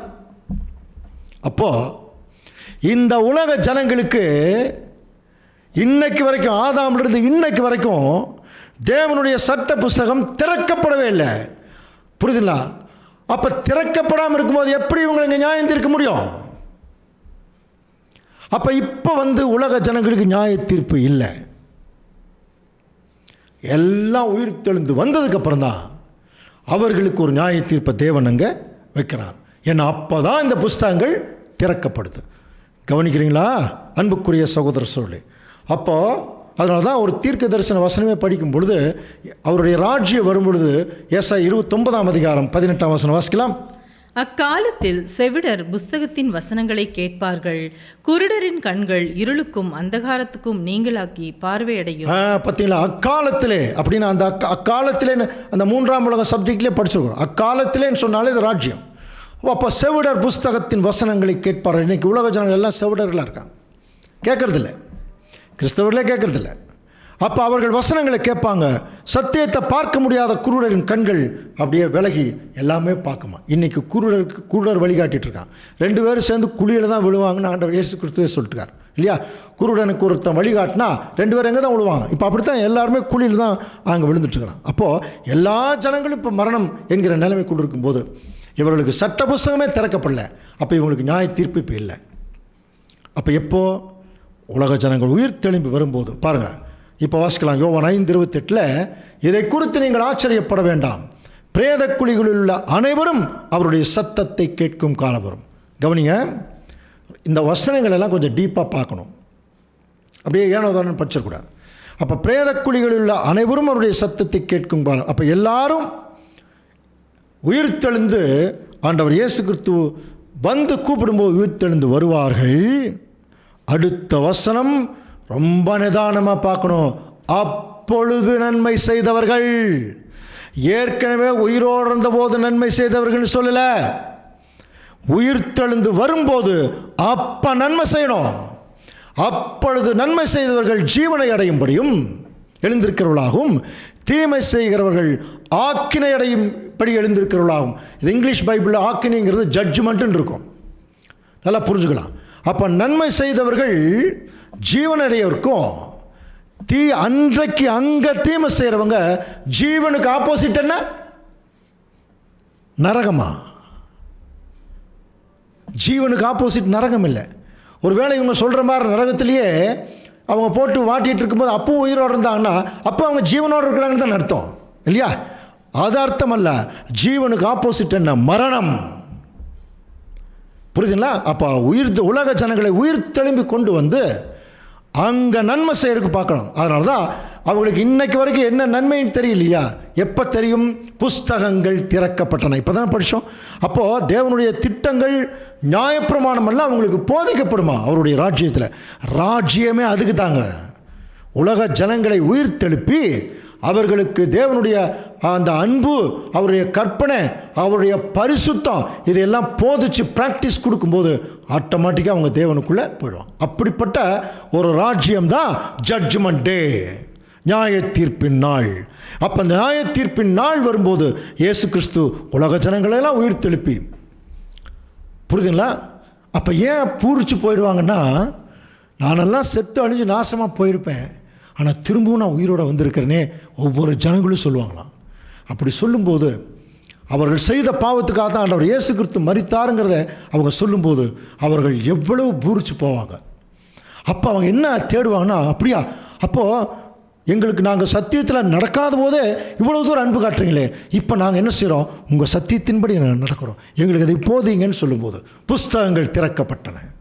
தேவனுடைய திட்டங்கள் எல்லாம் அவங்களுக்கு போதிக்கப்படும் போது அங்கே அவங்களுக்கு என்ன ஒரு டெஸ்ட் இருக்குன்னா, இனிமேல் நீங்கள் எல்லாம் இங்கே நன்மை செஞ்சு காட்டுங்க. உங்களை சுற்றியில் நிறைய ஜனங்கள் எல்லாருமே நம்முடைய குடும்பம் ஒவ்வொருத்தருக்கும் நன்மை செய்யுங்கள், ஒவ்வொருத்தருக்கிட்ட நன்மை பேசுங்க, தேவனுடைய சட்டத்திட்டங்களை மனப்பாடம் பண்ணுங்க, அதில் நல்லா நடங்க, நல்லா ஜீவனுக்குள்ளே போங்க என்று சொல்லி அவர்களுக்கு அங்கே போதிக்கப்படும். அங்கேயும் 2 வகுப்பார் இருப்பாங்களாம். இப்போ இதை பைபிள் எங்கே வசனம் இருக்குது பாருங்கள். ஏசாயா 2ஆம் அதிகாரம் 2-3 வாசிக்கலாம். கடைசி நாட்களில் கர்த்தருடைய ஆலயமாகிய பர்வதங்களின் கொடுமுடியில் ஸ்தாபிக்கப்பட்டு மலைகளுக்கு மேலாய் உயர்த்தப்படும். எல்லா ஜாதிகளும் அதற்கு ஓடி வருவார்கள். ராஜ்யத்தின் அந்த வசனம் இதெல்லாம் எல்லா ஜாதிகளும் அவருடைய மலைக்கு ராஜ்யத்துக்கு ஓடி வருவார்கள். அப்போ திரளான ஜனங்கள் புறப்பட்டு கவனிங்க, நாம் கர்த்தரின் பர்வதத்திற்கும் யாக்கோபின் தேவனுடைய ஆலயத்துக்கும் போவோம் வாருங்கள், அவர் தமது வழிகளை நமக்கு போதிப்பார். அதுதான் புஸ்தகங்கள் திறக்கப்பட்டன. நாம் அவர் பாதைகளில் நடப்போம் என்பார்கள். இதுக்கு முன்னாடி சொன்னால் கூட யாரும் நடக்கிறதில்ல. அப்போ நடப்போம் அப்படின்னு சொல்லுவாங்க. ஏனெனில் சீயோனிலிருந்து வேதமும் எருசலேமிலிருந்து கர்த்தருடைய வசனமும் வெளிப்படும். இந்த சீயோன் எருசலேம்ங்கிறது தான் 2 வகையான ஆசீர்வாதத்துக்குரிய வகுப்பார். சீயோனுங்கிறது வானத்துக்குரிய வகுப்பார், நட்சத்திரம் படிக்கிறோம் இல்லையா. எருசலேம்ங்கிறது இன்றைக்கு இருக்கக்கூடிய இஸ்ரேல் வகுப்பார், இந்த இஸ்ரேல் ஜனங்கள். ஸோ இந்த 2 பேர்த்து மத்தியில் இருந்தும் உலக ஜனங்களுக்கு இந்த சத்தியம் போகும்போது அப்போ தான் புரிஞ்சுக்குவாங்களா, ஓ நம்ம வாழ்ந்துருந்த வாழ்க்கையே மாயை, நம்ம கும்பிட்டுருந்த கடவுளெல்லாம் பொய் மாயையெல்லாம் சொல்லி கொடுத்துட்டாங்களே அப்படின்னு சொல்லி அப்போ தான் உணர்வாங்க. எப்போ ஒரு உண்மையாக தெரியும் போது தானே அது பொய், மற்றெல்லாம் பொய்ன்னு உணர்வாங்க. அப்போ உணரும் போது அவங்க என்ன சொல்லுவாங்க வாசிக்கலாம் பாருங்கள். எரேமியா 16ஆம் அதிகாரம் 19ஆம் வசனம் வாசிக்கலாம் பாருங்கள். என் பலனும் என் கோட்டையும் நெருக்கப்படுகிற நாளில் என் அடைக்கலுமாகிய கர்த்தாவே, புறஜாதிகள் பூமியின் கடையாந்தரங்களில் இருந்து உம்மிடத்தில் பத்தின புறஜாதிகள் எல்லா ஜனங்களும் பூமியின் கடையாந்தரங்கள் எல்லா பக்கம் இருந்து என்ன சொல்லுவாங்களா, மெய்யாகவே எங்கள் பிதாக்கள் பிரயோஜனமில்லாத பொய்யையும் மாயையும் கைப்பற்றினார்கள் என்பார்கள். கவனிக்கிறீங்களா? அடுத்தது, மனுஷன் தனக்கு தேவர்களை உண்டு பண்ணலாமோ? இன்னைக்கு அவனே மனுஷன் தனக்குன்னு தேவர்களை உண்டு பண்ணிட்டான், அது தேவர்கள் அல்லவேன்னு சொல்லுவாங்களா? எப்போ சொல்லுவாங்க? ஒரு உண்மையான தேவன் யாருன்னு தெரிஞ்சால் தானே சொல்லுவாங்க. அப்போ இன்னைக்கு அவங்களுக்கு தேவன் யாருன்னு தெரியலையே. ஏன்? புஸ்தகங்கள் மூடப்பட்டிருக்கு. இப்போ ராஜ்யத்துக்குள்ள எல்லா ஜனங்களுக்கும் அந்த புஸ்தகங்கள் திறக்கப்படும் போது தேவனுடைய உலக ஜனங்கள் எல்லாருமே நீதியை கற்றுக்கொள்வார்களாம். அதுதான் பாருங்கள், ஏசாயா தீர்க்கதரிசி எழுதுகிறார். ஏசாயா 26ஆம் அதிகாரம் 9ஆம் வசனம். என் ஆத்துமா இரவிலே உம்மை வாஞ்சிக்கிறது, எனக்குள் இருக்கிற என் ஆவியால் அதிகாலையில் உம்மை தேடுகிறேன். உம்முடைய நியாய தீர்ப்புகள் பூமியில் நடக்கும் போது. பார்த்தீங்களா? உம்முடைய நியாய தீர்ப்புகள் பூமியிலே நடக்கும் போது எப்போ நடக்கும்? அதுக்கு தான் ஒரு நாளை குறித்திருக்கிறார். அதுதான் அவருடைய ராஜ்யம், அதுதான் அவருடைய 1000 ஆண்டு அரசாட்சி. எல்லா உலக ஜனங்களும் உயிர் தெழுப்பி புஸ்தகங்களை திறப்பார். தேவனுடைய சத்தியங்களை உங்களுக்குள்ள போகும்போது நியாய தீர்ப்பு அங்கே நடக்குமா? எப்படி பாருங்க, உம்முடைய நியாய தீர்ப்புகள் பூமியிலே நடக்கும்போது பூச்சக்கரத்து குடிகள் நீதியை கற்றுக்கொள்வார்கள். இதுக்கு தாங்க தேவனுடைய ராஜ்யம். 1000 ஆண்டு அரசாட்சி எதுக்கு தெரியுங்களா? உம்முடைய நியாய தீர்ப்புகள் பூமியிலே நடக்கும்போது பூச்சக்கரத்து குடிகள் நீதியை கற்றுக்கொள்வார்கள். இன்னைக்கு நீதியை சம்பாரித்து சாகரக்கு ரெடியாக இருக்கிறாங்க. நீதியை யாருமே கவனிக்கிறது இல்லை. ஆனால் ராஜ்யத்துக்குள்ள எல்லா ஜனங்களும் இந்த தேவனுடைய சட்டதிட்டங்கள் திறக்கப்படும் பொழுது பூச்சக்கரத்து குடிகள் எல்லாமே நீதியை கற்றுக்கொள்வார்கள். எது சத்தியம், எது உண்மை, எது பொய் எல்லாம் கற்றுக்கொள்வாங்களாம். அப்போ அப்படி கற்றுக்கொள்ளும் போது இப்போ நம்ம யோவானில் படித்தோம் இல்லையா, ஒரு வகுப்பார் ஜீவனுக்கும் ஒரு வகுப்பார் மரணத்துக்குன்னே தான் எந்திரிப்பாங்களாம். அப்போ கூட அவ்வளவு தூரம் தேவன் அன்பு காட்டி கூட சாத்தான் மைண்டட் பீப்புள் ஒரு குரூப் இருப்பான்.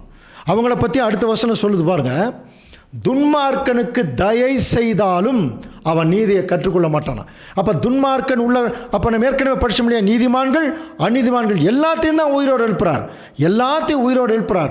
துன்மார்க்கனையும் எழுப்புறார், சன்மார்க்கனையும் எழுப்புறார். எல்லாத்தையும் உயிரோடு எழுப்புனா கூட இந்த துன்மார்க்கமாக போகிறான் பாருங்கள். சாத்தான் உள்ளுக்குள்ளே நிறைய பேருக்கு அந்த மாதிரி மைண்டு கொண்டு வந்து வச்சிட்டான். திருந்தவே மாட்டாங்களாம். இப்போ அந்த துன்மார்க்கனுக்கு கூட ஒரு சான்ஸ் கொடுக்குறாரு பாருங்க. தயை செய்தாலும் என்ன தயை? ஆண்டவர் இயேசு கிறிஸ்து தன்னுடைய ஜீவனையே கொடுத்து இப்போ அவர்களையும் உயிர் தெளிப்பிட்டார். அதுதான் தயை. கிருபை காமிச்சிருக்கார். உன்னையும் நான் உயிர் தெளிப்பிட்டேன். தயை செஞ்சாலும் நன்றி கட்டவங்களாக இருப்பாங்களாம். நீதியை கற்றுக்கொள்ளான். அடுத்த வசனம் பாருங்க. நீதியுள்ள தேசத்திலும் அவன் அநியாயம் செய்வான். நீதியுள்ள தேசங்கிறது என்ன? கிறிஸ்துவுடைய ராஜ்யம். அதைத்தானே பேதுருவில் படித்தோம். நீதி வாசமாயிருக்கும் புதிய பூமி புதிய வானம் படித்தோம் இல்லையா? அப்போ தேவனுடைய ராஜ்யத்துக்குள்ளும் ஒட்டுமொத்த உலக ஜனங்களை கொண்டு வந்து அவர்களுக்கு தேவனுடைய சட்டங்கள், அவருடைய தர்ம நியாயங்கள் எல்லாம் சொல்லும் பொழுது நல்லா அதை கற்றுக்கொள்ளவர்கள் ஜீவனுக்கு போயிடுவாங்க. நீதியுள்ள தேசத்திலும் துன்மார்க்க அநியாயம் பண்ணுறதுக்கு ட்ரை பண்ணான்னா அவன் தேவனுடைய மகத்துவத்தை அவன் பார்க்காம போயிடுவான். அவனுக்கு என்னதான் முடிவுன்னா மரணம். மரணம்னா என்ன மரணம் தெரியுங்களா? அதுக்கு பேர் தாங்க ரெண்டாம் மரணம்னு வேதம் சொல்லுது. முதல் மரணம் இன்றைக்கி தூக்கத்துக்கு ஒப்பிட்டு சொல்லப்பட்டிருக்கு.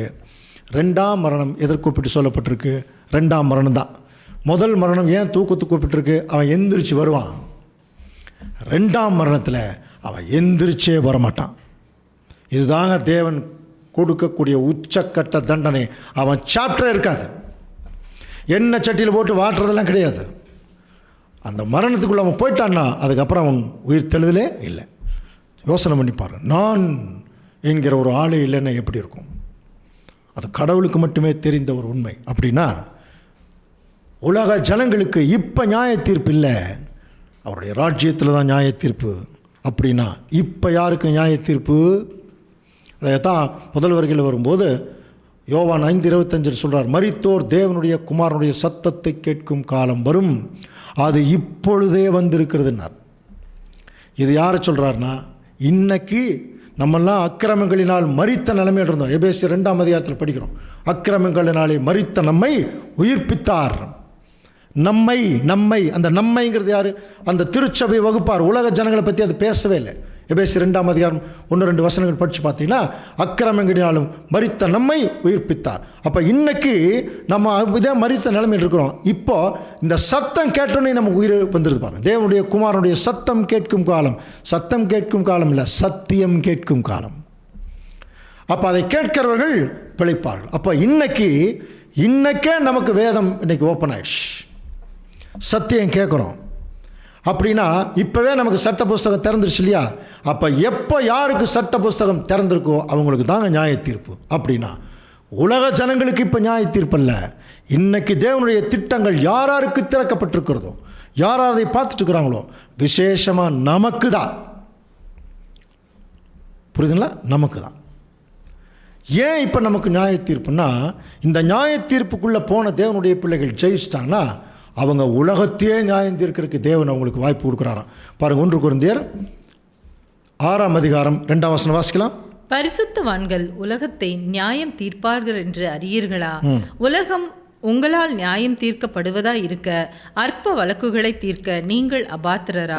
பாருங்க, பரிசுத்தவான்கள் உலகத்தை நியாயம் தீர்ப்பார்கள். இந்த பரிசுத்தவான்கள்ங்கிறது தான் திருச்சபை மக்கள். அந்த மேலான அழைப்புக்குள்ளே வர்றாங்க இல்லையா? வானத்து நட்சத்திரம்.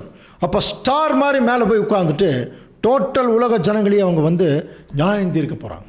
அப்படி நியாயம் தீர்க்கணும்னா இப்போவே நாம் நியாயம் தீர்க்கப்பட்டிருக்க வேணும். அப்படின்னா நியாய தீர்ப்பு இப்போ எங்கே ஆரம்பிச்சிருக்கு படிக்கலாமா? 1 பேதுரு 4ஆம் அதிகாரம் 17 வசனம். நியாய தீர்ப்பு தேவனுடைய வீட்டிலே துவங்கும் காலமாய் இருக்கிறது.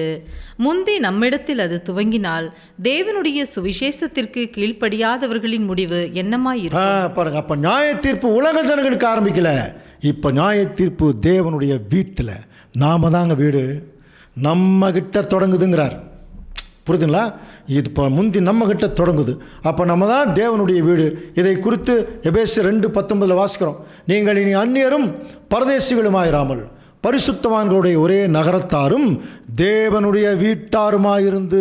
புரியுதுங்களா? அப்போ நாம தான் தேவனுடைய வீடு. ஏன்னா நம்ம எங்கிருந்து கட்டப்பட்டு வர்றோம்? அப்போஸ்தலர் தீர்க்கதரிசிகள் என்பவருடைய அஸ்திவாரத்தின் மேல் கட்டப்பட்டவர்களாக இருக்கிறீர்கள். அதற்கு இயேசு கிறிஸ்து தாமே மூளைக்கல்லாக இருக்கிறார். அப்போ இன்னைக்கு நமக்கு தான் நியாய தீர்ப்பு ஸ்டார்ட் ஆகிருக்கு. ஏன்னா நமக்கு தான் பைபிள் ஓப்பன் ஆகிருக்கு. சரியா? அப்போ நமக்கு தண்டனை இருக்கா இல்லையா இப்போ பார்த்துடலாம். ஆனால் பிரசங்கியில் ஒரு வசனம் நம்ம படிக்கலாம். வாலிபனே, உன் இளமையிலே சந்தோஷப்படு, உன் வாலிப நாட்கள் உன் இருதயம் பூரிப்பாக்கட்டும், உன் நெஞ்சின் வழிகளிலும் உன் கண்ணின் காட்சிகளிலும் நட. இது வரைக்கும் நல்லா இருக்குது கேட்குறதுக்கு. பாருங்கள், தேவன் நமக்கு ரொம்ப ப்ரிவிலேஜ் கொடுத்துருக்கார். நீ என்ன வேணாலும் பண்ணிக்க, ஜாலியாருன்னு சொல்லியிருக்கார். அல்ல, அடுத்த வசனம் பாரு. ஆனாலும் இவை எல்லாவற்றின் நிமித்தம் தேவன் உன்னை நியாய தீர்ப்பில் கொண்டு வந்து நிறுத்துவார்னு அர்த்தம். நியாயத்தில் கொண்டு வந்து நிறுத்துவார். அப்போது நமக்கென்று ஒரு அழைப்பு இருக்குது, நமக்கென்று ஒரு பரிசுத்தம் இருக்குது. அதை நம்ம அனுசரிக்காமல் இந்த சத்தியத்தை எல்லாம் அறிந்து கொண்டு நம்ம தவறாக போகும்போது நமக்கு இங்கேயே சில தண்டனைகள் இருக்குது. ஆனாலும் ஆண்டவர் நமக்கு எவ்வளோ கிருபை கொடுக்குறார். வாசிக்கலாம். 1 யோவான் 2ஆம் அதிகாரம் 1-2 வாசிக்கலாம். என் பிள்ளைகளே, நீங்கள் பாவம் செய்யாத படிக்கு இவைகளை உங்களுக்கு எழுதுகிறேன். ஒருவன் பாவம் செய்வானானால் நீதிபரராய் இருக்கிற இயேசு கிறிஸ்து நமக்காக பிதாவினிடத்தில் பரிந்து பேசுகிறவராய் இருக்கிறார். முதல்ல என்ன சொல்றார்? நீங்க பாவம் செய்யாதீங்கிறார்.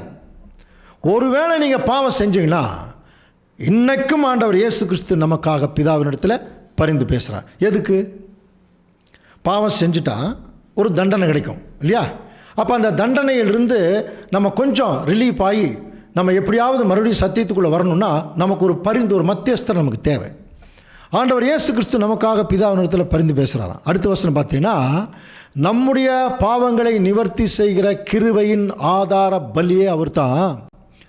நம்முடைய பாவங்களை மாத்திரமல்ல, சர்வலோகத்தின் பாவங்களையும் நிவர்த்தி செய்கிற பலிங்கிறார். புரிதுங்களா? சர்வலோக ஜனங்களுடைய பாவங்களையும் நிவர்த்தி பண்ணுறாராம். தன்னுடைய ஒரே ஜீவன், தன்னுடைய ரத்தம் மூலம் நிவர்த்தி பண்ணுறார். அதனால தான் ஒட்டுமொத்த உலக ஜனங்களையும் அவருடைய ராஜ்யத்தில் கொண்டு வந்து அவங்களுக்கு நீதியை கற்றுக் கொடுக்குறார். ஆனால் இன்றைக்கி நமக்கே நீதியை கற்றுக் கொடுக்குறாருன்னா, இன்றைக்கி யாரெல்லாம் இந்த அழைப்புக்குள்ளே வந்திருக்காங்களோ அவங்கெல்லாம் பரலோகத்தில் போய் உட்கார்ந்து கிறிஸ்துவோட அரசாட்சி பண்ணுறவங்க, நியாயாதிபதிகளாக இருக்கிறவங்க, உலகத்தை நியாயந்திருக்கிறவங்க. அப்போ இப்போவே இங்கேயும் அவர்கள் என்ன ஆகணும்? நியாயாதிபதிகள் போல தங்களை அவர்கள் என்ன செய்யணும்? நிரூபித்து காட்டணும்.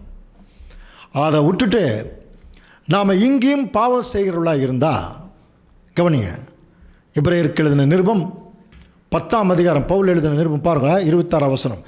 சத்தியத்தை அறிகிற அறிவை அடைந்த பின்பு, அதாவது புஸ்தகங்கள் ஓப்பனான பின்புன்னு அர்த்தம். நாம் மனப்பூர்வமாய் பாவம் செய்கிறவர்களாக இருந்தால் பாவங்களின் நிமித்தம் செலுத்தத்தக்க வேறொரு பலி இனி இல்லை. இப்போ கிறிஸ்து நமக்காக ஒரு பலி செலுத்தினால, உலக ஜனங்களுக்காக பலி செலுத்தினால என்ன ப்ரிவிலேஜ்னா, செத்து போனால் கூட அவங்க உயிரோட வந்துடுவாங்க. கவனிங்க, உயிரோட வந்துடுவாங்க. இப்போ நாம் இருக்கிற நிலைமை என்னென்னா, சத்தியத்தை அறிந்த பின்பு மனப்பூர்வமாக பாவம் செய்யும்போது இனி இன்னொரு பலி இல்லை, இன்னொரு பலி நமக்காக இல்லைன்னு இன்னொருத்த. இப்போ நம்ம செத்துட்டோம்னா செத்தவங்க தான், உயிரோடு எந்திரிச்சு வர்றதுக்கு வாய்ப்பே இல்லை. அதுதான் அதனுடைய அர்த்தம். அந்த பலி நமக்கு இனி இராமல் நியாய தீர்ப்பு வரும் என்று பயத்தோடு எதிர்பார்க்குதலும் விரோதிகளை பட்சிக்கும் கோபாக்கினியுமே அங்கே இருக்கும். பயமாக இருக்குமா? அதை தான் சொல்கிறேன். நீங்கள் மனப்பூர்வமாக பாவம் செய்வர்களாக இருந்துகிட்டே இருந்தீங்கன்னா அந்த நியாய தீர்ப்புங்கிறது ரொம்ப கொடுமையான விஷயமா இருக்கும். இன்னொரு விஷயம் கூட பாருங்கள், எபிரேயர் 6ஆம் அதிகாரம் 4ஆம் வசனம். ஏனெனில் ஒரு தரம் பிரகாசிக்கப்பட்டும் பரம ஈவை ருசி பார்த்தும் பரிசுத்த ஆவியை பெற்றும் தேவனுடைய நல்வார்த்தையும் இனிவரும் உலகத்தின் பலன்களை ருசி பார்த்தும். இதுக்கு தெரிய ஒரு பெரிய சப்ஜெக்டே பார்க்கணும்.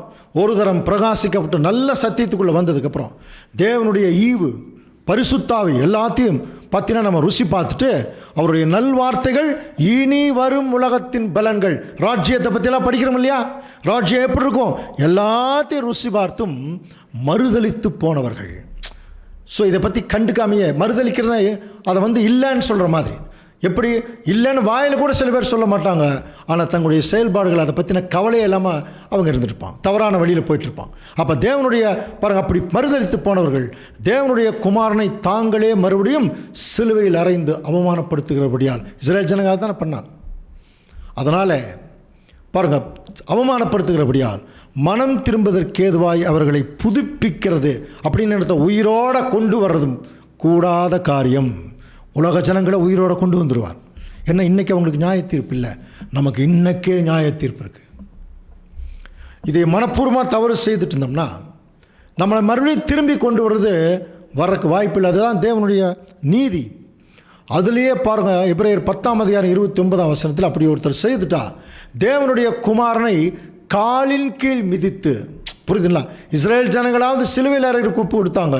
இப்போ நாம் என்ன செய்கிறோமா, அவரை காலிலே போட்டு மிதிக்கிறோமா? ஆக்சுவலாக நமக்கு அவர் தலை. அவர் காலின் கீழ் மிதித்து தன்னை பரிசுத்தம் செய்த உடன்படிக்கையின் இரத்தத்தை அசுத்தம் என்றெண்ணி. கிருபையின் ஆவியை நிந்திக்கிறவன் எவ்வளவு கொடிதான ஆக்கினிக்கு பாத்திரவான இருப்பான், யோசித்து பாருங்கள். அந்த கொடிதான ஆக்கினின்னு சொல்லப்பட்டிருக்கு இல்லையா, இதெல்லாம் என்ன நினைக்கிறாங்க, எல்லாம் நெருப்பில் போட்டு வாட்டுவாங்கண்ணா. திருப்பி அவனை புதுப்பிக்கவே முடியாதுங்கிற போது அவன் எப்படி நெருப்பில் போடுறது? அப்போ அவன் ஒரு வேளை மரணத்துக்குள்ளே போயிட்டான்னா அவ்வளோதான், அவன் எந்திரிச்சே வர முடியாது. இதற்கு பெயர் தான் அன்புக்குரிய சகோதர சகோதரர்களே இரண்டாம் மரணம்னு பைபிள் சொல்லுது. எந்திரிச்சே வர முடியாததுக்கு பேர் தான். அப்போ இயேசு கிறிஸ்துடைய ராஜ்யம் வந்ததுக்கு பிறகு கவனிங்க, உலக ஜனங்களையும் உயிர்த்தெழுப்பி அவர்களுக்கு நியாய தீர்ப்பு எப்படி செய்கிறார், அவருடைய நீதியை கற்றுக் கொடுக்குறார். அதுலேயும் நீதியுள்ள தேசத்திலேயே அவங்க நீதியை கற்றுக்கொள்ளாமல் போயிட்டான்னா அவங்களுக்கு என்ன தான் ரெண்டாம் மரணம். இந்த ரெண்டாம் மரணத்துக்குள்ளே போயிட்டதுக்கப்புறம் தேவனுடைய ராஜ்யத்தில் அந்த உயிரோடு அவரோடு இருக்கிறாங்க பாருங்கள், உண்மையான தேவனுடைய பிள்ளைகள். அவர்கள் ஆண்டவர் இயேசு கிறிஸ்துவோட சதா காலமும் அவர்கள் வாழப்போகிறார்கள். அவர்களுக்கு இனி மரணமும் இல்லை, துக்கமும் இல்லை, அலறுதலும் இல்லை. படிச்சிருக்கோம் இல்லையா? அப்படி சதா காலமும் வாழக்கூடிய டைம் ஸ்டார்ட் ஆகும்போது தேவன் என்ன பண்ண போகிறார்னா பாருங்கள், வெளிப்படுத்தல் 20:14 என்ன சொல்கிறார் பாருங்கள், அப்பொழுது மரணமும் பாதாளமும் அக்கினி கடலே தள்ளப்பட்டன, இது ரெண்டாம் மரணம். அப்படின்னா புரியுதுங்களா? அப்போ மரணம் இது எல்லாத்தையுமே கம்ப்ளீட்டாக இந்த பூமி உலகத்தை விட்டு எடுத்துகிட்டு வர்றான். இனி அது அந்த மாதிரி ஒரு விஷயமே இருக்காதுங்கிறார்.